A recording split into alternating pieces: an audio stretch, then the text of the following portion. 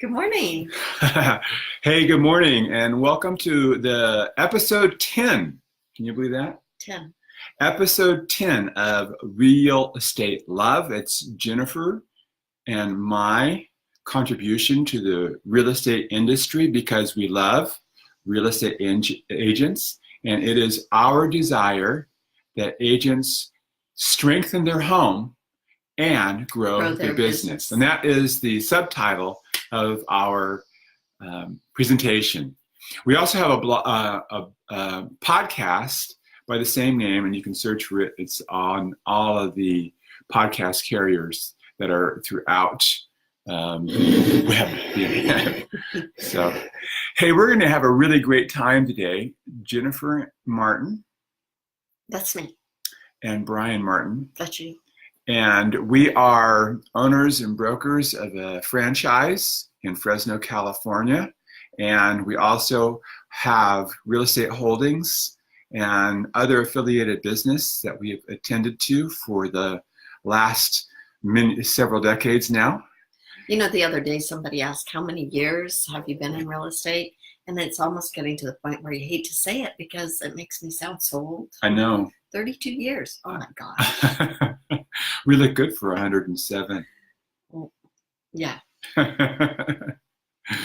Today, we'd like to talk with you about growing your money or losing it. Now that's an interesting topic. Very provocative. Yes. And so, hey, Jennifer, when you think about managing money, what are some of the ideas that you have? Well, you know, Brian, for years, we would get our checks and we would put them into the checking account, and then we would spend our money. I mean, that's what you're supposed to do, right? You put it all in the checking account and you spend it all as fast as you can. Now, there were also periods of time in our life where we would take a portion of that and we'd put it in envelopes. Yes, we started the envelope system a long, long time ago. I think we were first married when we started that. Mm-hmm. And so it wasn't until about 2010 that I learned about something called a depository account, which has really changed the way we do our money. Mm-hmm. You know, if you put all of your money into a checking account, then every time you open your checkbook, you look at it and you go, oh, I still have money. Mm-hmm. So I can buy that dress, or I can buy that tri-tip, or I can buy whatever, you know, right? And so we would find that at the end of the month, we had no money left. I wonder how many people are like that. Oh my gosh. What you do is that you take your debit card and you say, oh my gosh, it's only a week until I get paid. I'm going to put this on the debit card and I'll pay it back at the first of the month. Well, and that's because you have overdraft protection. That's right. Uh-huh. And you know what I found out about overdraft? I hadn't realized, but that every time you use your overdraft, it's a negative on your credit report. Oh, really? Yeah. That was an eye-opener to me. So when people use their overdraft maybe 5 or 6 times in a month, what that is saying to all of their creditors is that they don't have enough money to live on to get to the end of the month. And so you don't want to lend them money if you're the creditor. Yeah. No, you don't. In fact, you start watching them. All right. So instead of doing that bad habit, what is the alternative? Well, so when I learned about a depository account, it made perfect sense to me. How did you learn about a depository account? Well, Keller Williams has some really cool tools. Yes. And they are very focused on making sure that the owners of market centers are understanding the tools that they have. And their belief is that every market center should be debt-free and profitable.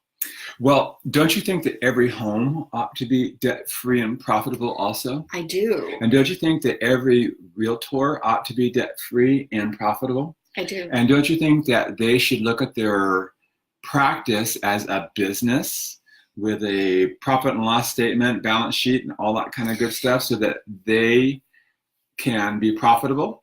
You know, Brian, I go a step further. Yes. I truly believe that every person, whether they're an employee or whether they're a business owner, should look at their the job, if they're a employee, as their business. I know. So if you're working, let's say you're working for Walmart. Yes. All right. Then the what you would suggest that they do is not to think of themselves as employees of Walmart, but to think of them as business owners of that position, of their particular role. Well, I've always said that if I had to work at Walmart, which I don't think would be a bad thing, I'd love to be the Walmart greeter. Mm-hmm. And if I was going to be the Walmart greeter, man, I would go in early and find out what the best buys of the day were. Mm-hmm. And I'd also have every day on me little pieces of paper with inspirational messages. Mm-hmm. And as I greeted people, I'd say, oh, you might want to look on aisle 10. There's a really great buy on da-da-da, whatever it is. Mm-hmm. And, oh, by the way, here's a little thing from me to you. Yes, that's because your middle name is Pollyanna, and you make everything good. Well, I just think that that's owning your position. And so if you own your position and you love it, maybe it's not what you want to do with your life, but you love that you're there at the moment. I get it. And so you're not working for the man. No. What you're doing is you're working for yourself, and you just happen to be getting paid for it. That's right. Because you're working for yourself to provide the life that you want for your family. Right. I get it. And so that's brilliant. But you know what that is? It's just controlling the way you think about things. I think so. And most people are habituated, they are enculturated to think that they are either employees or not, and that they have to think about their role, what they do as an employee. See, I think that if everybody went to work thinking, I am the owner of my business, that their behavior and their performance, in most cases, would be at a higher. So for real estate agents, then they have a problem because they think that they're salespeople and they work for a broker. Right. And in all honesty, they are independent contractors who have their own business. But they don't think like they're independent contractors. I know they don't. But it's like the mall, right? Mm-hmm. It's like we have 190 kiosks, or we have 190 different vendors, and Keller Williams Fresno is the covering over those vendors. That is such an incredible analogy. It's the mall. Mm-hmm. and so each store is an independent business operating in this particular mall. Yes. That's really brilliant. Well, and so I think title reps, it's the same way, right? Uh-huh. Yeah. So they work for a certain title company, and maybe there's 5 title reps. Uh-huh. Well, hey, how am I going to stand out between the other 4? So I have to think of it, this is my business. I own this, and I'm going to do whatever it takes to build the best business possible. You're not just a salesperson, you're a business owner. That's right. So help me think about, what does it mean then for an agent to look at their business through the eyes of a business owner? Well, I think that when you start looking at your business as a business, uh-huh. that you plan differently. And I say that, and what I mean is, instead of just thinking, which we did for years, I would say to you, don't worry about the money, I'll just go sell another house. Uh-huh. Right? Well, that's just a survival. Yes, survival. And so there was no plan for growth or for budgeting or wealth growth. Right. It was a reaction to what was going on in the environment at that particular time. Right. But if you're looking at it as a business, then you realize that you have to start planning and start making goals. And you start looking at the money that is coming in and the money that it's going out, and you play red light, green light. Can I afford this, or can I not? Is it working for me? Is it bringing in more business, or is it not? And you start looking at what you're doing a little bit differently than just surviving.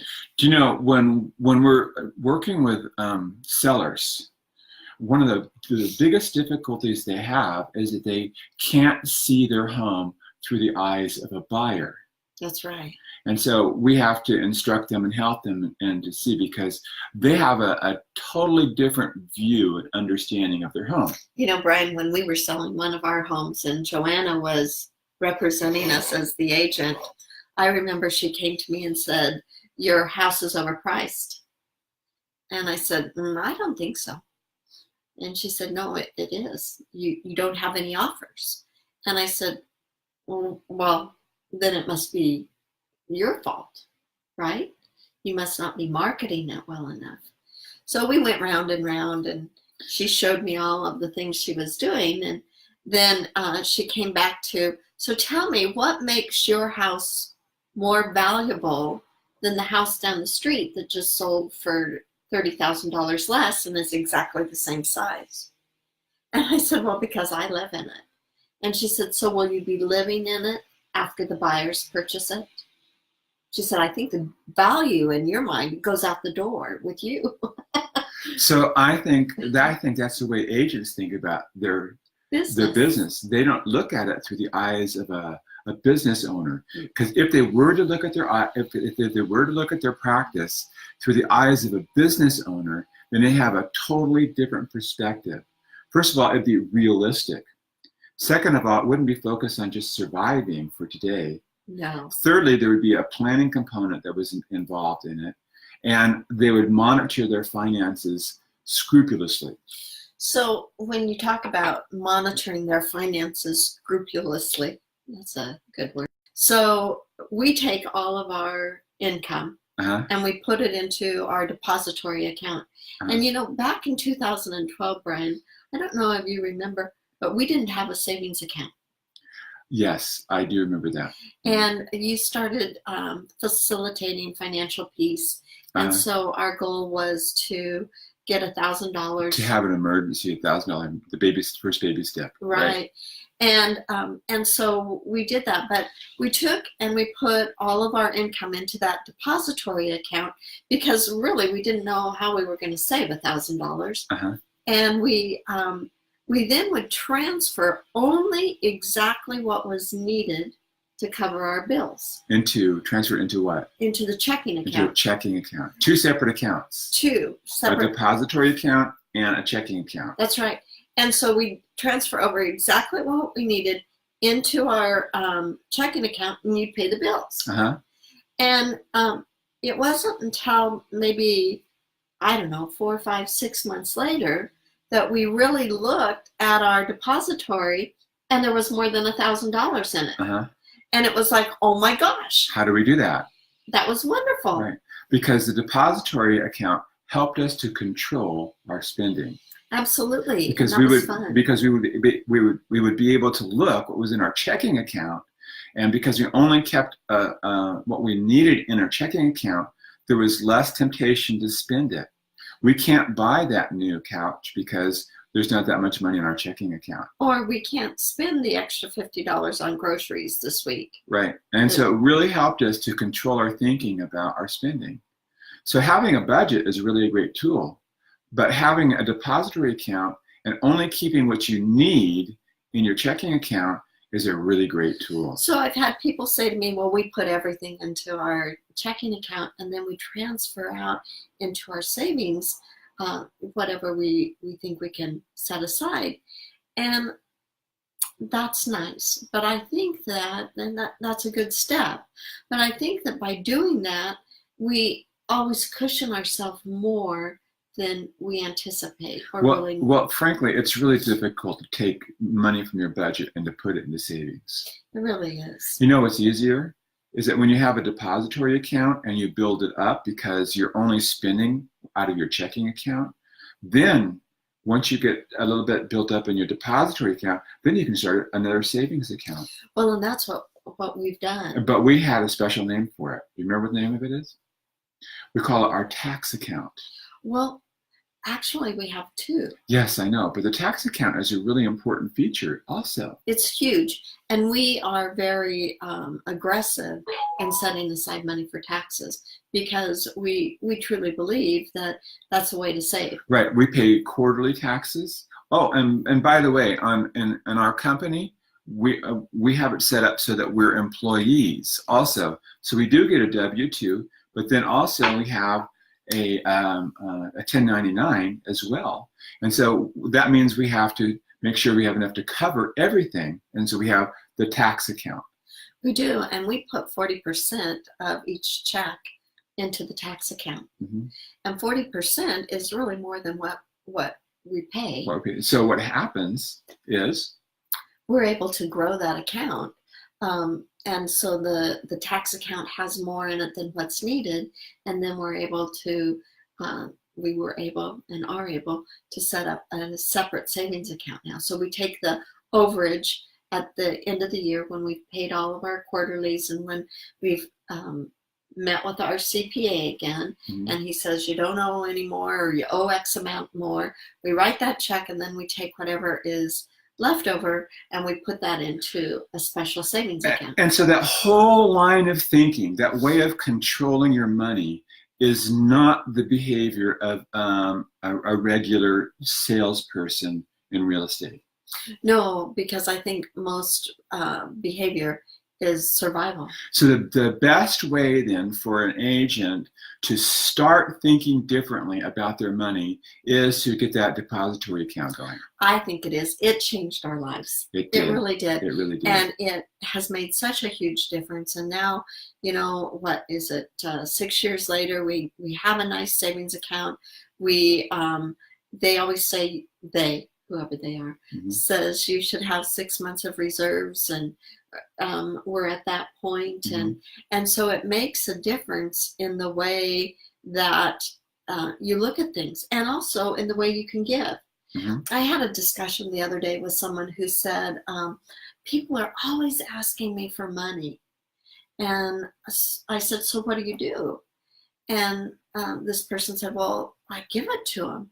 I said, oh, do you have money to give? You've set your money aside and you have savings, so if there was an emergency, you could take care of yourself?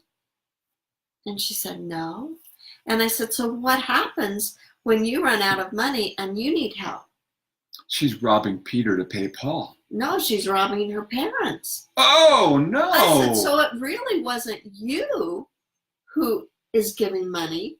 You're giving your parents money. And she looked at me and she said, I never thought of it that way. I said, yes, you don't have the money to give. You're giving away somebody else's money. Wow. And so I think oftentimes we do that we give away somebody else's money because we know we might have a net. Mm-hmm. Yeah. And I think it's really important to realize, no, we don't have the right to give away somebody else's money. Yes. If we want to be givers, then we have to discipline, and I'm going to use that word, mm-hmm. discipline ourselves. Control ourselves. Yes, because if I had the money in the checkbook, I would feel free to go and spend money whenever I wanted. And yet then when somebody needed help, it would either be, I can't, or it would be, oh dear, sure, I'll give, but maybe my mom can help me with something else. Mm-hmm. And that's not right. Mm-hmm. So, one of the things that we do when we want to give is we practice the squirrel method. Well, tell me about that. That's when you take little bits of money and you set them aside in special places. We do. Yeah.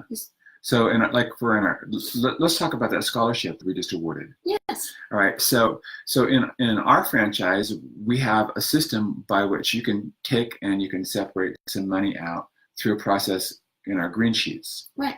And so one of the things that we do is that we take out a little bit every month or every closing.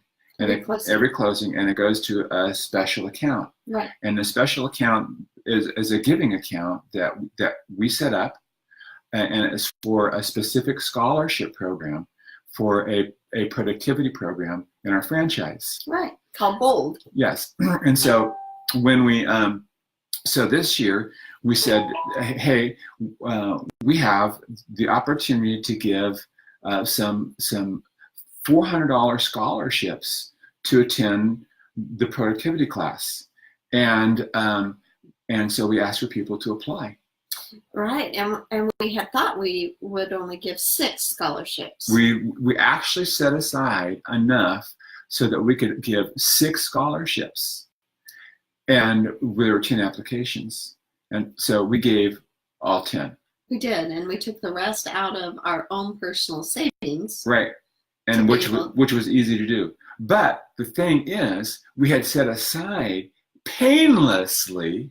We had set aside this smaller amount of money. We were squirrels. We put all of our nuts not in one basket, but over here and over there and over there. And that's a fun thing that we learned from you in doing that, so that we actually had the ability to be like philanthropists. Well, yes, and what's fun is that we have lots of accounts. In fact, I think I mentioned it before.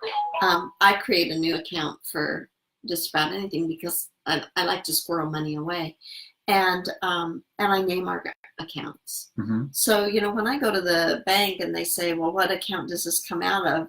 I call it a name. Mm-hmm. And they say, well, I need the number. And I said, well, here's the amount that's in it, but this is the name.